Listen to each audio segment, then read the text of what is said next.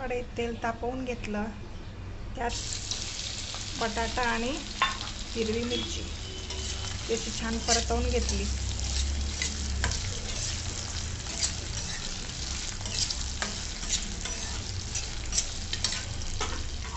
त्यावर थोडं झाकण ठेवलं. बटाटा थोडा परतवून झाला की त्यावर थोडं मीठ घातलं, म्हणजे चवीला बटाटा पण छान लागतो. मिक्स करून घेतलं. आता परत आपण 2 मिनिटं झाकण ठेवून वाफवून घेऊ. भिजवलेला साबुदाणा हे बघा, असं रात्री मी भिजवून ठेवलेला, असं छान भिजला, मऊ झाला. तर त्यात आपण दाण्याचं कूट टाकून मिक्स करून घेऊ. चला तर मग आता आपण बघूया. बटाटा आपला थोडासा वाफवून झालाय,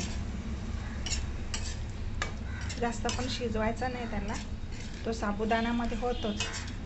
आता आपण थोडासा वाफवून घेतला. आता आपण साबुदाणा आणि शेंगदाण्याचं पुढे आपण हे मिक्स करून घ्यायचं. त्यावर आपण हे सेंधव मीठ, उपवासाचे, आपण सर्व मिक्स करून घेतलं. आता आपण झाकण ठेवूया. झाकण ठेवून आपण वाफवून घेऊ. चला तर आपण बघूया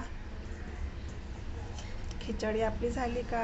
हे बघा, खिचडी झाली, चांगली वाफ पकडली. बारीक गॅस ठेवायचा, म्हणजे खिचडी आपली छान मऊसूत आणि दाणेदार होते. हे बघा कशी छान मऊसूत खिचडी झाली. ही तुम्ही टिफिनलाही देऊ शकता, उपवास नसला तरी नाश्त्याला बनवू शकता. हे बघा कशी छान मऊ मऊ झाली. हे बघा, त्यातला बटाटा पण छान शिजलाय बघा. हे बघा, अशा प्रकारे आपण साबुदाणा खिचडी तयार करून घेतली, मऊसूत आणि दाणेदार. तर बघा, या अशा माझ्या सोप्या पद्धतीने बनवून बघा. झटपट होणारी, अगदी 5 ते 10 मिनिटात होते आणि छान मोकळी मोकळी मऊसूत. तुम्ही टिफिनला देऊ शकता, घरी नाश्त्याला बनवू शकता. माझी रेसिपी तुम्हाला आवडली का? आवडली असेल तर लाईक, शेअर, सबस्क्राईब करा.